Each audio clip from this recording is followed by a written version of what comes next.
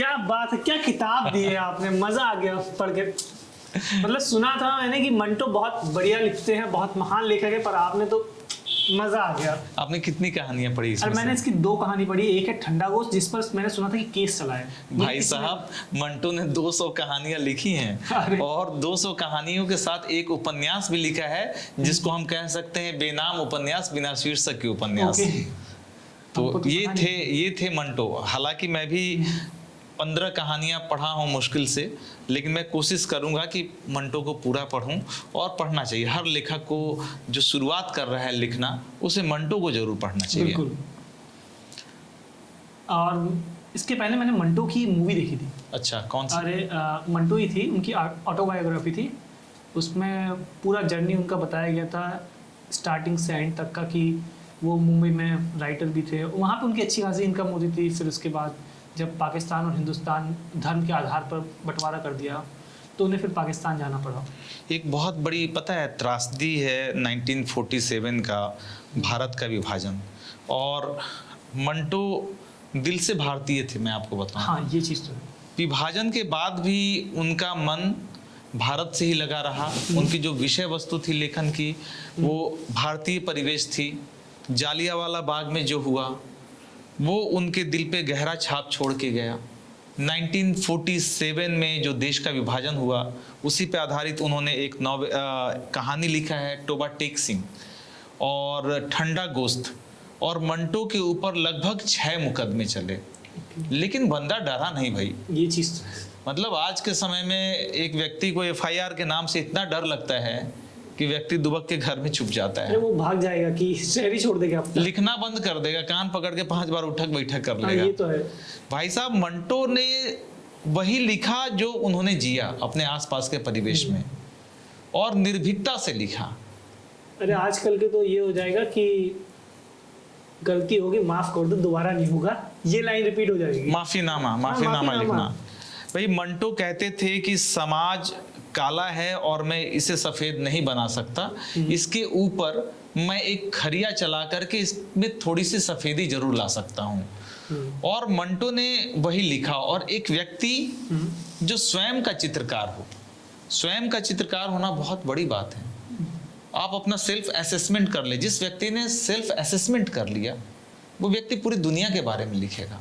अरे ऐसा तो मैं अपने बारे में कुछ बोल ही नहीं पाऊंगा। कभी कभी ऐसा हो जाता है सिचुएशन कि अपने बारे में ये चीज बताओ। आप पूछते हैं ना अपने बारे में, कभी होता है दूसरे से पूछते हैं ना, हाँ। कि जरा मेरे बारे में मैं कैसा हूँ, कहीं इंट्रोवर्ट तो नहीं हूँ, मैं कोई एक्सट्रोवर्ट तो नहीं हूँ। तो एक बड़ा, लेकिन मंटो जानते थे, क्योंकि लेखनी के दौरान उनकी जितनी भी कहानियां आई, उन्होंने कुत्ते को भी लिया, शेर को भी लिया, इस तरीके से जानवरों को भी उन्होंने अपने पात्र परिचय के रूप में उन्होंने रखा अपनी कहानियों में। तो 200 से ज्यादा कहानियां लिखना, एक उपन्यास लिखना, एक चित्रकार के रूप में कार्य करना, ये बहुत बड़ी उपलब्धि है, बहुत बड़ी विरासत है पूरे के पूरे लेखन जगत के लिए। ये चीज। और मैंने उनकी दूसरी कहानी पढ़ी थी, इश्क है हकीकी। ओके। बहुत ही गजब की कहानी है। क्या लिखते हैं, मतलब कि उस कहानी पर फिल्म बना सकते हैं, इस तरीके की कहानी। मुझे समझ नहीं आया इतना अच्छा आइडिया क्रिएशन कहाँ से आता है। मुझे तो लगता है ना कि मंटो की जितनी भी कहानियां हैं, सब पे फिल्म बनाने वाला है। और एक से और आप देखेंगे कि उनकी शुरुआती दौर में उन्होंने कई सारे जर्मन उपन्यास पढ़े, कई सारे स्पेनिश उपन्यास पढ़े, उसका रूपांतरण पढ़े, और एक तरीके से कहीं ना कहीं उनका रुझान समाजवाद की भी तरफ था। और समाजवाद का एक दौर चल रहा था अनडिवाइडेड इंडिया के अंदर, तो उसका भी गहरा छाप उनके ऊपर पड़ा है। और मंटो ने लिखा, एक सामाजिक घर के अंदर क्या घटनाएं घटित होती है जिसे लोग छुपा लेना चाहते हैं, उसे मंटो ने खुले मन से लिख दिया। हमें और आपको ये विश्वास नहीं होगा कि मंटो इस तरीके की बातों को भी लिख सकते हैं, लेकिन उन्होंने लिखा उसे। ये है, मुझे लगता है आजकल के जितने भी नए लेखक हैं, नए राइटर्स जो भी आ रहे हैं, उनको मंटो से सीखना चाहिए। वो मंटो से सीखें कि लिखे कैसे बिना डरे। बिल्कुल। और ठंडा गोश्त जैसी कहानी तो शरीर को ठंडा कर देती है। हाँ, ये तो इस तरीके की कहानी है। लोग पढ़ेंगे नहीं कहानी को। एग्जैक्टली। ये चीज़ है। तो ऐसा लगता है कि जो भी व्यक्ति लेखन शुरू करता है वो मंटो को जरूर पढ़े, उसे बहुत सीख मंटो के मिलेगी। साथ साथ लेखकों को, बाकी राइटर को भी पढ़ना चाहिए। एग्जैक्टली क्योंकि एक ही लेखनी पढ़ने पर हाँ। तो उनके अंदर उनकी शैली आ जाएगी। ये मैंने ये नहीं कहा भाई मेरे कि सिर्फ आप मंटो को पढ़ो, मैंने तो ये कहा कि सबको पढ़ने के साथ साथ आप मंटो को पढ़ो। मैं एग्री कर रहा हूँ आपसे, इस बात पे मैं पूरी तरीके से एग्री कर रहा हूँ। हाँ, जाहिर सी बात है। राइटर जैसे कि जो पोएट्स कह लीजिए, वो जॉन एलिया को पढ़ रहे हैं, हाँ, तो जॉन एलिया की क्या पता शैली उनके अंदर आ जाती है। Exactly. वो बोलते हैं कि हमको वही पसंद है। एग्जैक्टली अच्छी बात है, पसंद है, पर इसके साथ बाकियों को भी पढ़ना चाहिए। बिल्कुल।